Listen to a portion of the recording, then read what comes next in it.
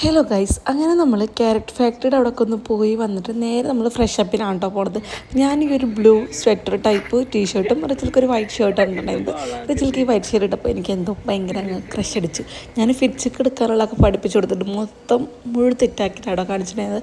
നമ്മൾ മാത്രമല്ല ടൗൺ ട്രിപ്പിനുണ്ടായിരുന്നത്, ഫാമിലിയിൽ കുറേ മെമ്പേഴ്സ് ഉണ്ടായിരുന്നു. നമ്മളൊരു ട്രാവലർ ഫുൾ ആൾക്കാർ പോയിട്ടുണ്ടായിരുന്നു കേട്ടോ. സോ എന്നിട്ട് നമ്മൾ ഫുഡൊക്കെ കഴിച്ചിട്ട് അവിടുന്ന് നേരെ അവിടെ ഒരു ബോട്ടിങ്ങിൻ്റെ ഒരു സംഭവം ഉണ്ടായിരുന്നു, അങ്ങോട്ടാണ് കേട്ടോ പോണത്. റജിൽക്കാക്ക് ഞാൻ ചെറിയ നൈസായിട്ടൊരു ടച്ചപ്പൊക്കെ ചെയ്ത് കൊടുത്തിട്ടുണ്ട്. അതിൻ്റെ ഗ്ലോ ഒക്കെ അങ്ങ് ഫേസിൽ കാണുന്നുണ്ട് കേട്ടോ. അപ്പോൾ നമ്മൾ നേരെ അവിടെ പോയപ്പോൾ പിന്നെ ഞാനങ്ങ് ഒറ്റയ്ക്ക് നടക്കാൻ തുടങ്ങി. റജിൽക്കാരൻ്റെ ഒന്ന് തല്ലുകൂടി. അപ്പോൾ പിന്നെ ഞാൻ പറഞ്ഞു, നിങ്ങളാരും വേണ്ട, ഞാൻ ഒറ്റയ്ക്ക് നടന്ന് പോയിക്കൊള്ളുന്നുണ്ട്. റജിൽക്കാരടുത്ത് ഞാൻ പോയിട്ടോ.